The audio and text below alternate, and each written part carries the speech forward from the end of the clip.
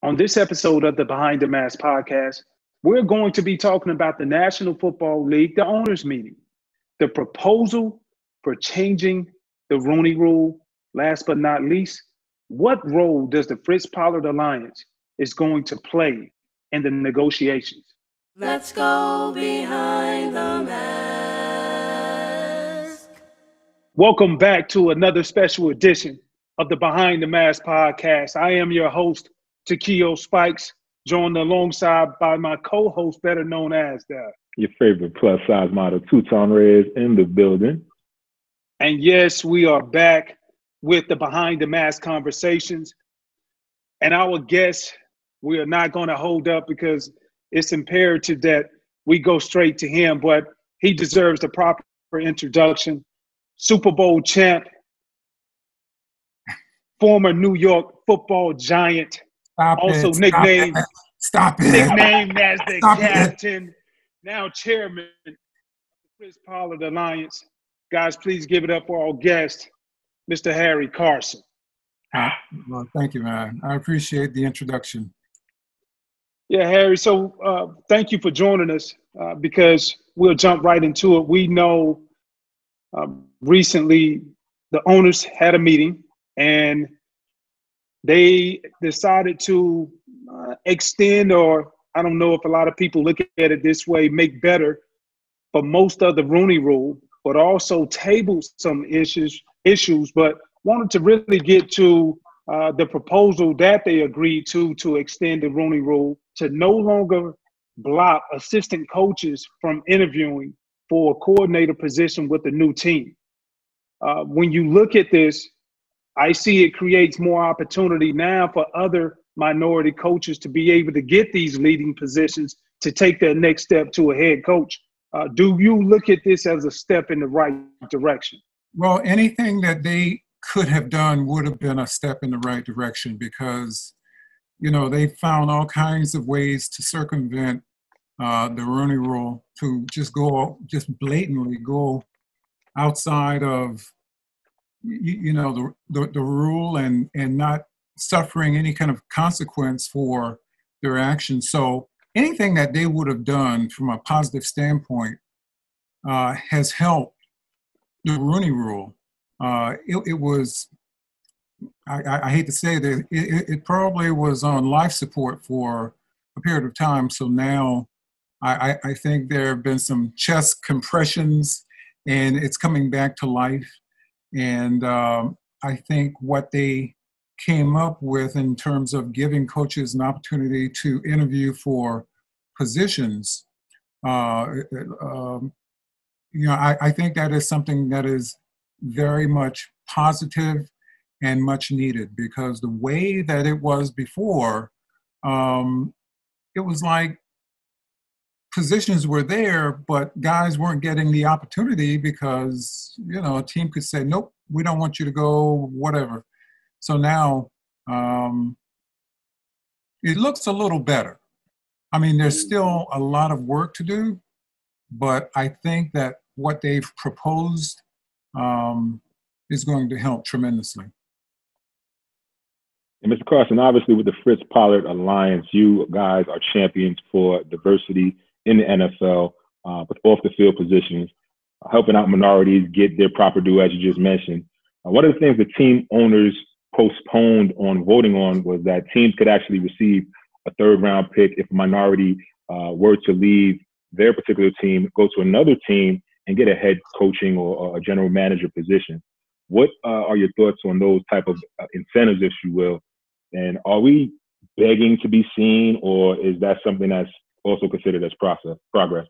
Well, I sort of had a feeling that it was going to be either defeated or tabled.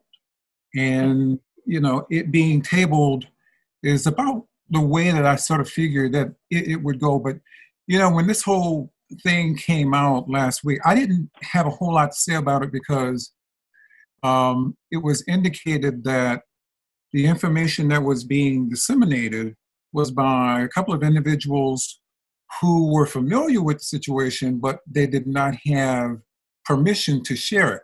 But for whatever reason, it got out there. And so there was a lot of opinions over the weekend in regards to this issue. And some people were in favor of it and some people were not. I feel like because people were talking about it,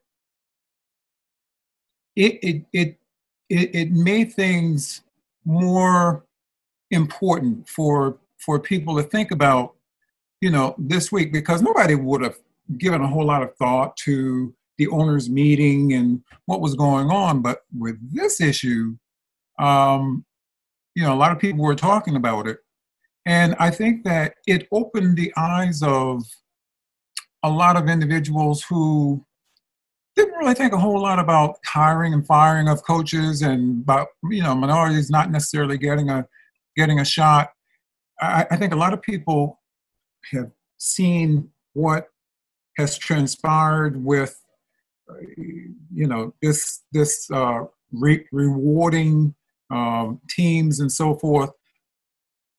I just had a feeling that it wasn't going to fly because it was going to rub a lot of people the wrong way. But what it did do was it opened a conversation for people to have in regards to diversity within the National Football League.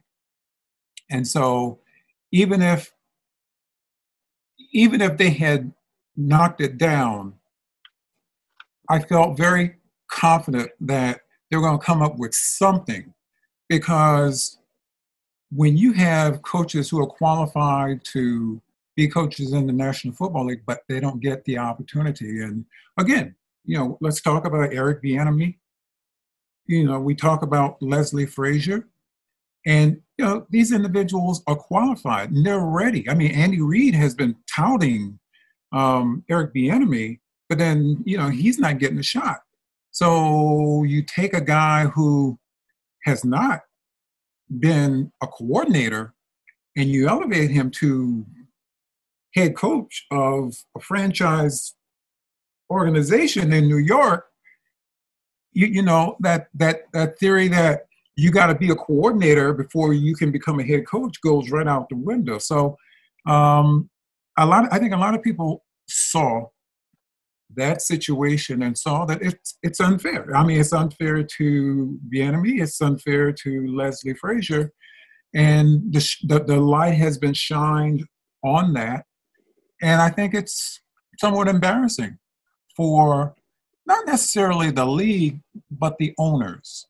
And I think that is where the pressure should be applied, not necessarily to the folks over on Park Avenue, because Roger Goodell has really worked hard to create that greater sense of diversity with the Fritz Pollard Alliance. But still, you're looking at, I know I'm going long, but you're looking at these owners who do not necessarily want a black face to be the face of the organization. So, it's just one of those things that, the commissioner has been working hard for it, but the owners have been not necessarily feeling the same way. So it has shined a light on the subject, and I think it is embarrassing to some of the owners. Going back to your point, you look at coaches, in particular, Joe Judge, special teams coach that came over from the New England Patriots, now the head football coach of the New York Giants. You look at his resume and you compare it to other people, even within a one-year time period. 24 of the last 33 hires have been from the offensive side of the ball, in particular, quarterback coaches. You mentioned a few guys, Leslie Frazier, who is somebody who has been outstanding as a coach and everywhere he's been, at every place that he's been. Even Eric Bieniemy, I had the opportunity to see an interview that was posted a few days ago. Eric Bieniemy was talking about, somebody asked him the question, and the question was, how do you feel about the Rooney Rule or whatever? I played with Eric Bieniemy, and this is me just looking at it, I can tell he was so frustrated. And his answer and response to that question was, you know what? I only can control the controllables. And then he also went on and said, at the end of the day, we all would like to be judged by our own merit, meaning the work that he's put in. And he's done that on that side. Any other coaches that you would like to highlight, guys who you think that deserves a notable shot or at least a notable look? Well, I think that, I don't have the coaches list here with me right now, but, I look at Byron Leftwich, and you see him down in Tampa, and he's doing a really good job down there.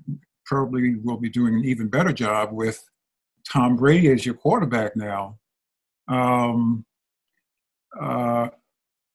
can't really, call out, certain people that are deserving, but the ones that mean so much to me is Bieniemy, because he's a guy who's been a part of a Super Bowl championship now, but also Leslie Frazier, and you're looking at one guy from the offensive side of the ball, and you're looking at one guy from the defensive side of the ball, and both of those guys are qualified. Leslie does have a head coaching experience in his resume, but those guys have not gotten a shot. So we'll see what happens as we move forward. I mean, there are coaches who are out there who have been frustrated, disappointed at the lack of opportunities that have been presented to them.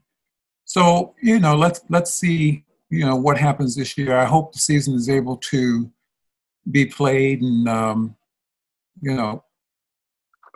guys who are in those positions are able to show that they are capable of running offenses and defenses and special teams, and at some point down the line will become really good head coaching prospects. Yeah, and even going back to, we talked about it earlier, you look at some of the coaches who are deserving, looking at the rule change or the extending the Rooney rule, making it a little better for more people or more minorities to get an opportunity. Gerard Mayo, another fellow linebacker from the New England Patriots. Last year, he had a lot of success within the few years that he started coaching. Won a Super Bowl as a coach. Even last year in preseason, he was calling all of the defensive signals. So to your point, before I let Tutan jump back in, to your point, it is going to increase and allow more guys to be able to get certain looks. But at the end of the day, we all have to wonder and question, is it going to be proactive enough to finish the final run towards the finish line by getting some of these minorities hired? I think that, we've already taken baby steps, but we're ready to take even bigger steps now to show what can be done. There are a lot of guys who have played the game who have a desire to get back into the league as coaches. They don't necessarily see any kind of progress being made, at that upper tier of coaching, whether it be coordinators or head coaches. And I think some of those individuals get a little frustrated and they sort of fall by the wayside. But I hope that with improvements that are being made to the Rooney Rule, I hope that more and more coaching prospects put more effort into climbing that ladder and not be frustrated and not give up and work their way to a position of being a coordinator and then eventually becoming a head coach in this league. I'd like to see more because listen, I played in the National Football League for 13 years. And when I left the game,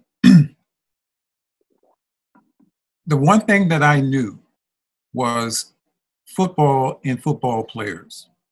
And I think that if I had seen guys who looked like me in positions of power, perhaps I would have stayed closer to the game and wanted to be a coach or a coordinator or eventually being a head coach. I had Marty Schottenheimer, who drafted me, taught me how to play the game. Greatest teacher of linebackers that I could know. And then eventually, Bill Parcells was my linebacker coach, and then he became my head coach, and then Bill Belichick. Now, you have that kind of football knowledge, but then you don't feel that, because I'm not seeing anybody, with the exception of Art Shell, who eventually came into the league as a head coach. There was nobody who looked like me. I mean, I think that if I had been exposed to more coaches of color, but also coaches who worked their way up to become head coaches, perhaps I could have been a part of the league and could have extended the knowledge of, those guys who I played for, because, there's a lot of football knowledge here, but, because of my skin, and I'll be honest with you, I was a little discouraged, and I felt like it was better to go and do other things than to kind of waste my time being a coach, only to be fired at some point and not necessarily rehired, because at the end of the day, coaches are hired to be fired, and you got to persevere and work your way through the system and be one of those guys who can establish himself over a period of time. And so, quite frankly, it was better for me just to go ahead and mind my own business and not uproot my family like many of the coaches who, that's what you have to do when you become a coach. You got to come in 5, 6 o'clock in the morning, work until 10 o'clock, not see your kids and all of that stuff. And I quite frankly wasn't willing to pay that price. But, there are a lot of guys who are willing to do it, and they should get a shot. Carson, one of the things I found intriguing about the meetings and the adjustment to the rule was they're talking about increasing the odds. So doubling the amount of candidates to be interviewed. It's now going to go up to 2 for head coaches, at least 1 for a coordinator position, and then 1 external candidate for office positions. We know the rule hasn't worked to this point.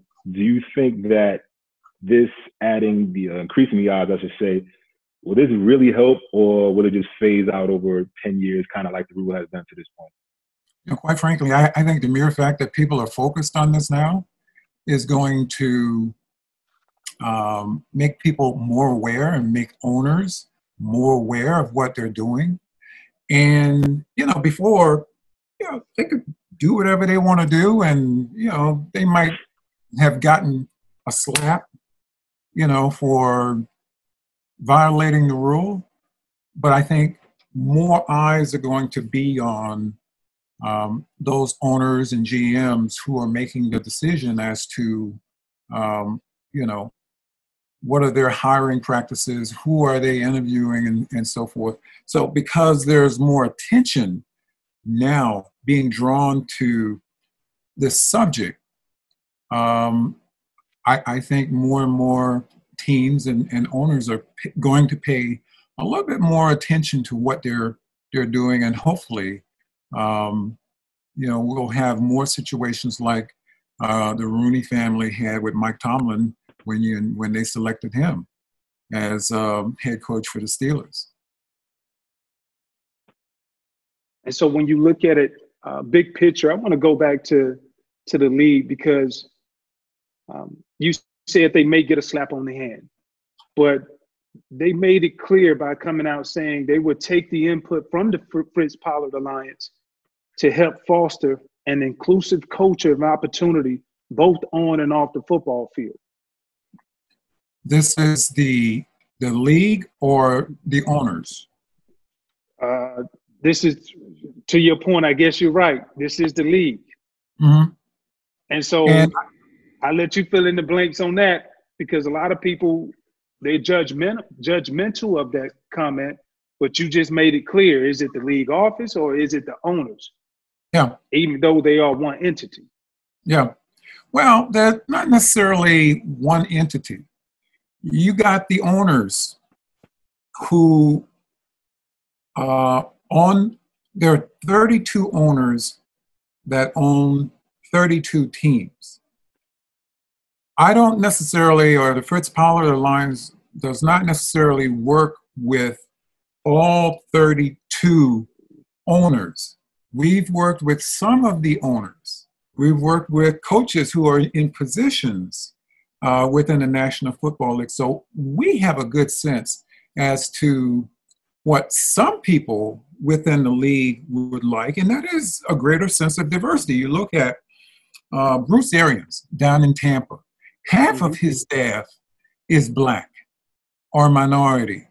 They got 2 coaches who are female. So you're talking about, tremendous diversity there with an organization, but also with a coach. But then you look at, there are other teams around the league who are not very eager to deal with diversity. So Roger Goodell, Troy Vincent, the NFL front office, they are very much about diversity and trying to create change. And so I've been with the Alliance for about 15 years now, and I've seen good times and I've seen bad times. But I've also seen how the league and those folks on Park Avenue, how sometimes they have panicked when there are coaching positions available and nobody of color is selected, because they know that it's going to reflect on the NFL, period. And that's why I think it's good that the NFL front office, Park Avenue, meet with the 32 owners, because the 32 owners are the ones who are going to affect meaningful change. The NFL, they can take proposals and all of that stuff there, but it still has to be approved by the owners. And so with this whole situation with, in terms of diversity and the failure to abide by the Rooney Rule and all of that, that's not necessarily the NFL. That is 32 club owners. And I think the onus is now on those 32 club owners, not on Roger Goodell. Roger Goodell has been pushing it.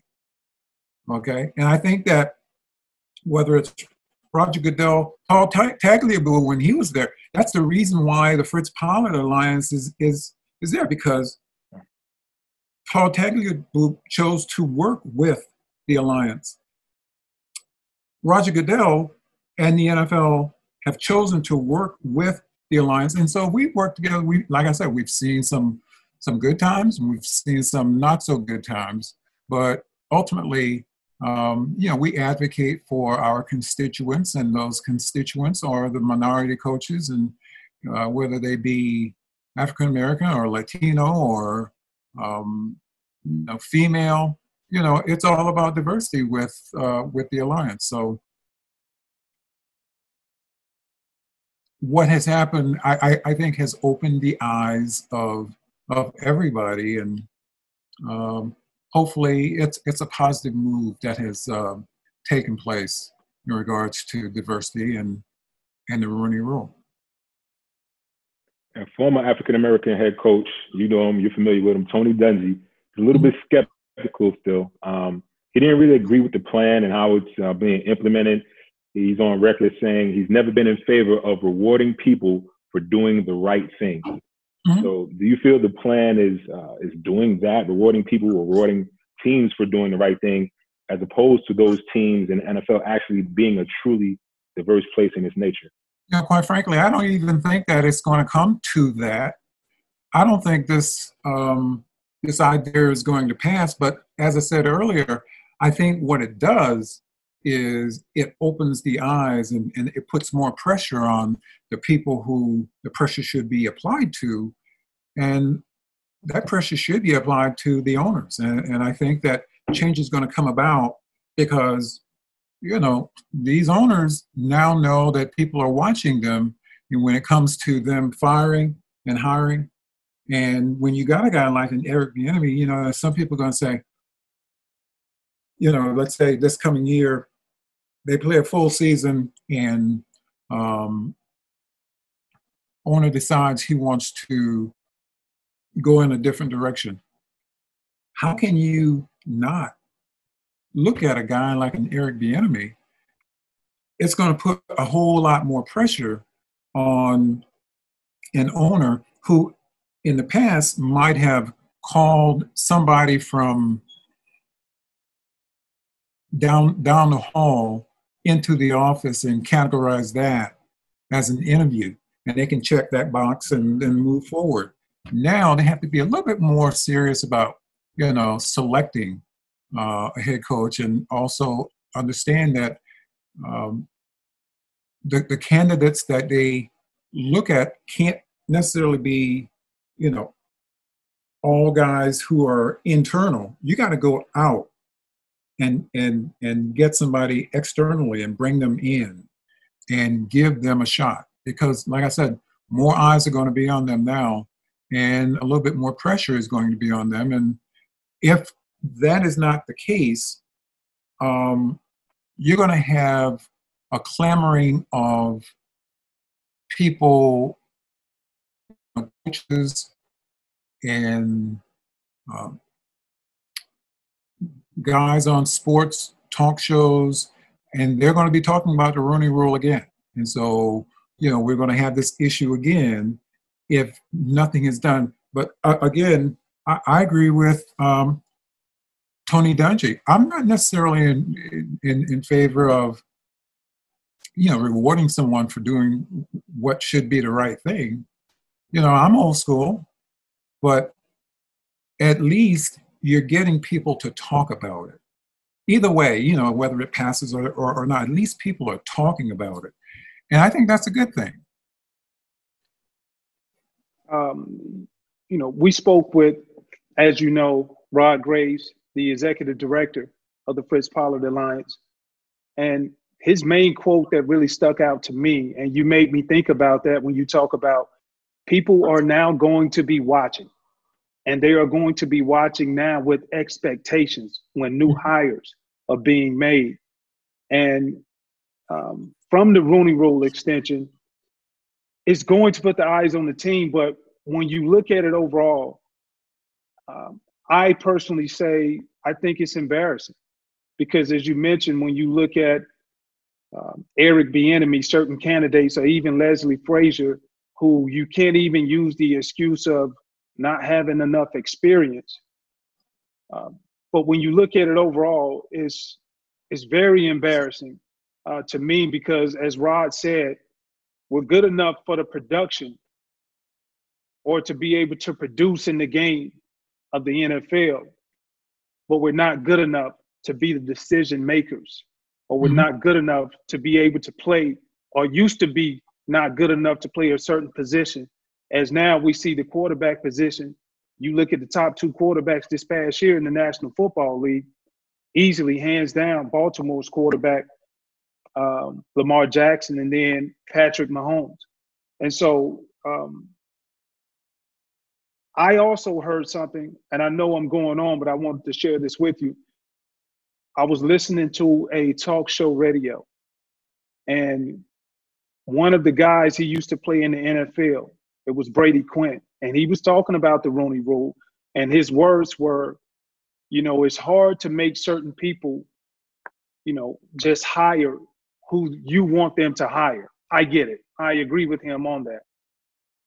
But he made a comment after that, and he was like, it's uncomfortable to talk about, but his comment was, he really don't know how to say anything, or probably wouldn't say anything, because he didn't think because he was Black, none of his teammates would want to hear from him if he would say anything. And I personally disagree, because I think most times, or oftentimes, you know, it takes somebody from another race to come out and say, not necessarily put mud in what's going on from the obvious standpoint, but I think it takes another person to come out and say, especially if you're not of that race descent, to say, you know what, this is valid. It is true. And that's the reason why I feel like it's so disrespectful. But my question to you is, I know a lot of people will hear this, a lot of active players, I know a lot of former players will hear this. What is your message to all of the guys to make them understand, or to give them a nugget to make them walk away and say, you know what, I really need to think about this. And maybe I could be that active guy who wants to be in that front office and let my position be known by what I say. You know, there are certain players that I greatly admire. The one guy who I wish I could have played with is Chris Long. Chris Long has been so involved in diversity and in equality, and I saw him a couple of years ago at the Super Bowl down in Atlanta. And, you know, I know his dad, Howie. I'm so proud of Howie and his wife and the way that they've raised their sons, and to know a player like a Chris Long, who's willing to go out there. He's not looking at himself, you know, but he's looking at his teammates who might not necessarily be getting a fair shot. Or you look at, he's looking at unjust situations taking place with African-American players. And he's putting himself out on the line and putting his neck out there. So, you know, I admire those individuals like him who are willing to put themselves out there and fight for what is right. I'm one of those people that, you know, I don't stand to earn anything from the Fritz Pollard Alliance. I've never been paid one penny from the Fritz Pollard Alliance. But what I do is I've seen so many coaches of color not get the opportunity, who've coached their asses off and have not gotten the opportunity to ascend to a head coaching position, even a coordinator position. And, you know, I feel bad for them, but I feel like, let me say whatever I can say to help them so that they don't have to put themselves out there. And that's the reason why I've been involved with the Fritz Pollard Alliance, because we're not looking at things for ourselves. We are advocates for diversity, for change.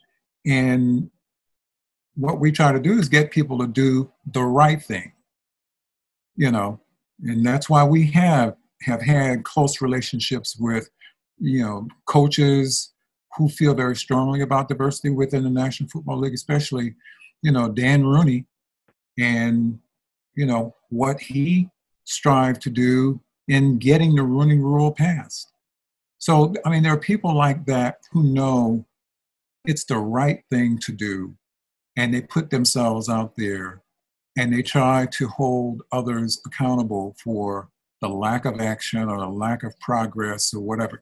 This is 2020. We shouldn't even be having this conversation now, but we are.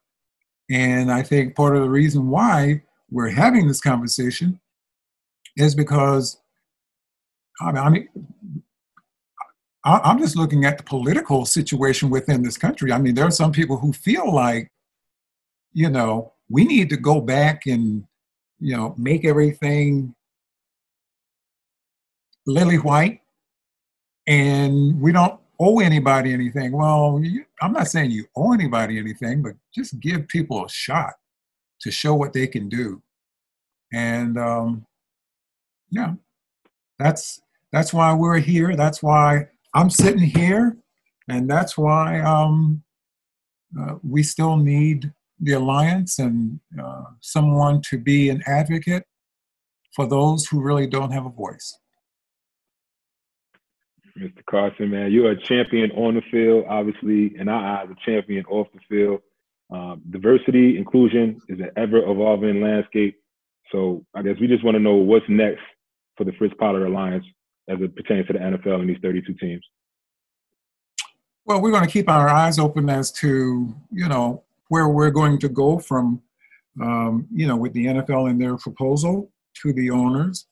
And hopefully we'll see some progress down the line, whether it be in the positions of head coaches or GMs or other individuals within the upper echelon of NFL teams. We feel like there should be more diversity. Again, I'm looking at Tampa, to see Tampa do the things that they've done, bringing in females who are not just token females, but females who have a job, who are well respected. You look at San Francisco, they have a female on their staff. You have Buffalo, they've got a female on their staff. You look at the Miami Dolphins and the diversity that they exhibit within that organization. Hopefully we'll see more and more teams embrace it and not necessarily try to find ways to circumvent rules, but just do the right thing. Mr. Carson, we appreciate the time. Thank you for the knowledge and the wisdom as always. And we'll definitely stay close with you because this is going to be evolving. And we definitely want to check back in with you to get more updates as we continue to see progress or hope for progress to be made. We hope you enjoyed this edition of the Behind the Mask podcast, where we talk with New York Giant great Harry Carson. We talked about the NFL owners' vote on the Rooney Rule, as well as what the Fritz Pollard Alliance is doing to increase diversity throughout the NFL. Make sure you share, subscribe, and indulge in quality content. And remember, we need your engagement. It's this easy. That easy.